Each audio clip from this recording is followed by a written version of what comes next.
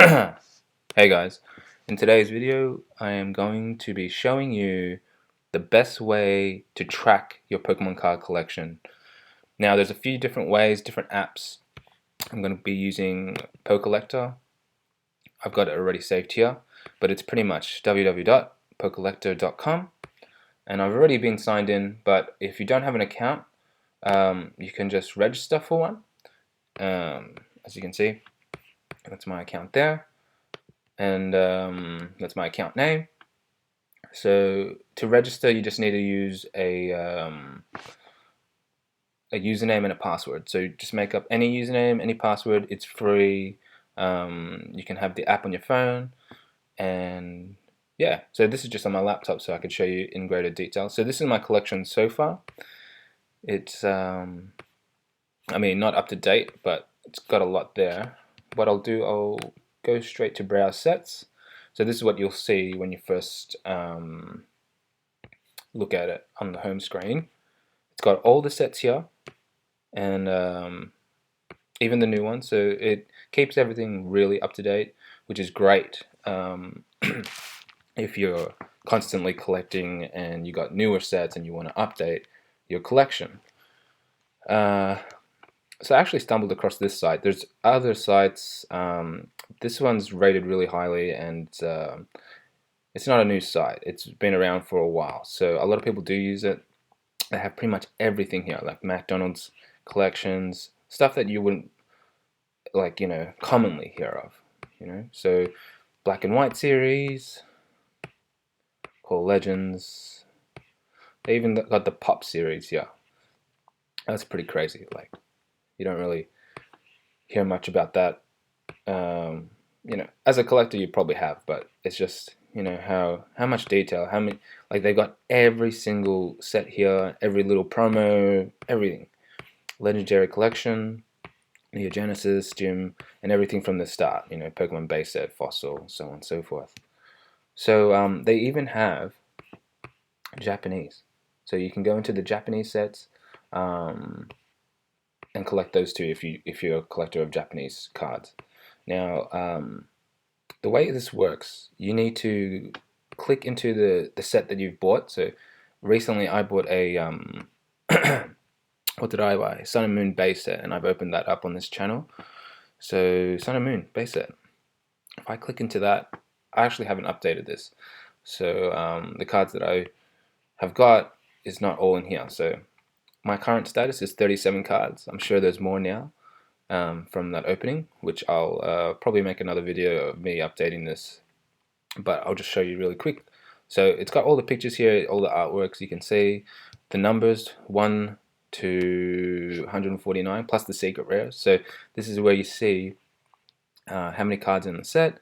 It gives you a brief description of what the set is. So the first set to kick off the Sun and Moon block, it combines cards from Japan's collection, Sun and Collection Moon sets. So every different set has different descriptions, obviously, the release date, and how many cards and how many secret rares. So it's great to check off.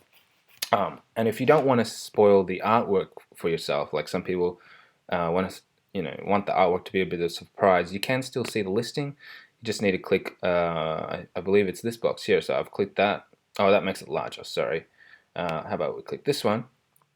And if you click that, it has just the list here of the names and the rarities, so the common, uncommon, rare. And then obviously we got the GX cards. So that's what it looks like as a list. So I actually kind of prefer the picture, especially if you want to go out and buy a particular card. You kind of want to know what it looks like.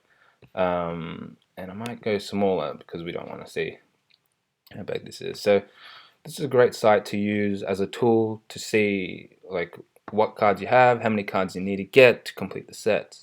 So if you also wanted to buy a particular card, it's great for that. So if I click on this Lapras GX, for example, they actually have different sites here and the recommended price for those sites. So Troll and Toad, this card particularly is going for $4.29. eBay it's going for $3.69. And obviously there's some sites more reputable than the others. So you just want to be careful. If I was to click eBay, for example, click that, it directly goes into eBay with this as its search. So what did it say here? So it said for eBay average price including shipping is about $3.69. So if we go to eBay, it's not necessarily 100% true, but it shows you all the Lapras GXs available, and obviously they got PSA graded cards, so on and so forth.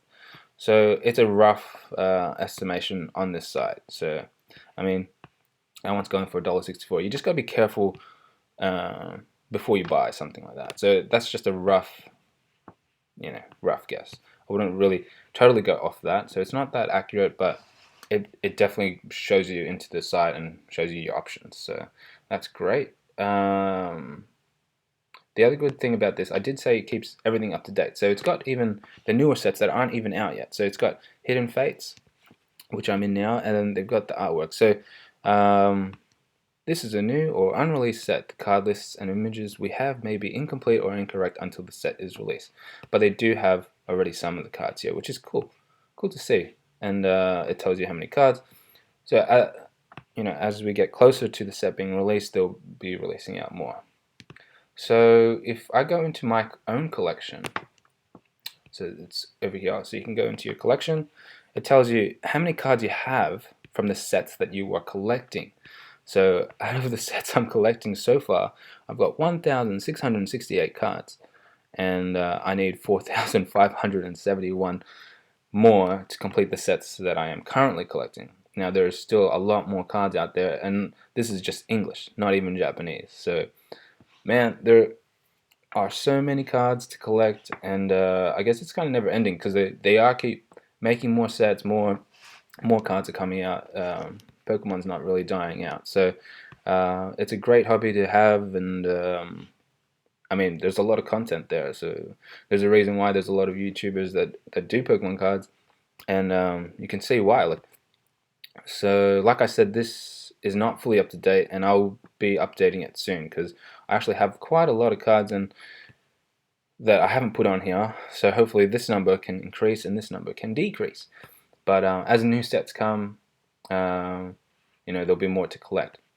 The other thing is, so I'm not sure if you understood, I'm collecting these sets here. So this is numbers based on that. So I haven't put anything into Hidden Fates or Unified Minds because I don't have any of those cards.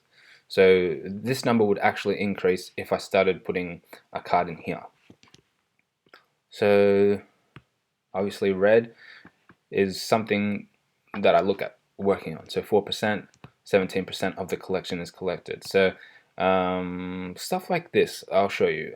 Fates Collide. I actually have a lot of these cards. I got a lot of bulk, a lot of doubles. I've got 85% of the set. Most of the set that I need, I only need 19 more. Most of that are just secret rares and rare GX cards and stuff. So there would be no point in me opening up some boosters, any more boosters on that, because it's just probably going to be a waste of money. If I was wanting to complete that set, I'd probably buy the cards individually.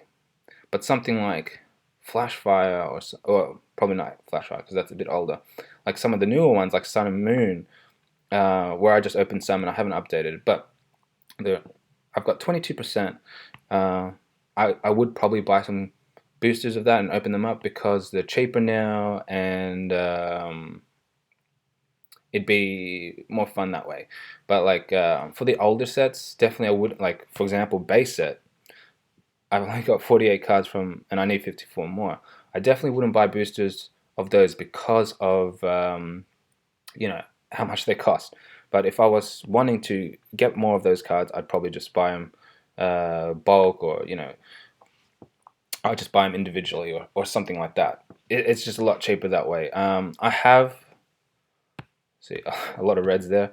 It is harder to get the older sets because they're a lot more expensive.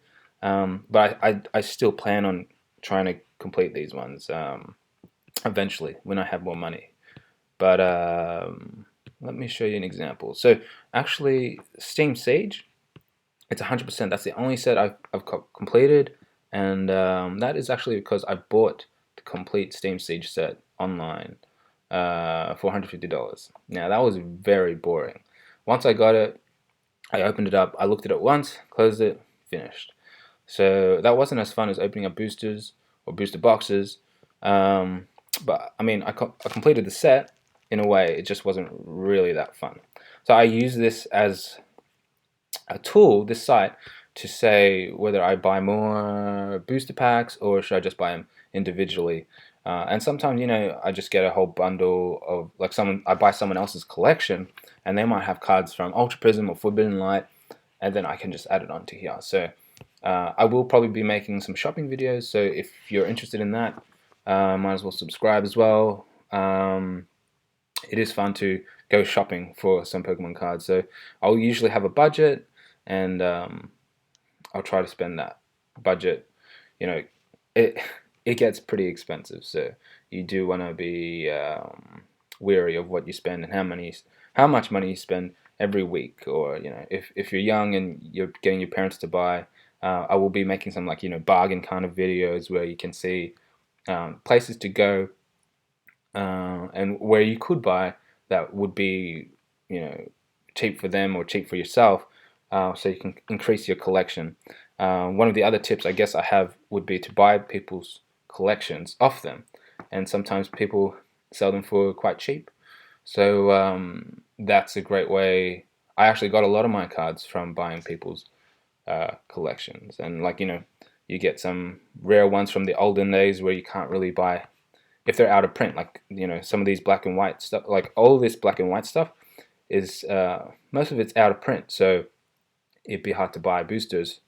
But if I bought someone else's collection, they might have some Plasma Freeze and Plasma Storm, and that's where these numbers can go up. Anyway, so this is Pokellector. You know, hopefully it's a great tool for you, as it is for me. The only downsides I do see to this is, I guess, if you are a seller, you can't record how many doubles you have, and you can't record, as a collector, you can't record your reverse cards. So let's go into Team Up, for example. It will have all the cards that I have, so they're all checked off. Those are the cards I have. And let's say this Charmander, I've clicked it, it's checked off, but I don't have the reverse holo of that. So once you check it off, it's just like you've got that card. But I guess if they were to upgrade this side, they could do, you know, Charmander, the normal one, and then the reverse holo one. If you wanted to collect the master set, that is. I'm not hugely, you know, in that scene, but I guess I could see that could be a flaw for some people. So those are probably the two weaknesses, but otherwise this is a great site to see everything that you need to collect, and, you know, it's just a great tool. I thought it was anyway. So that's pretty much it. Thanks for watching, and hopefully you get to see me in future videos. Alright, bye.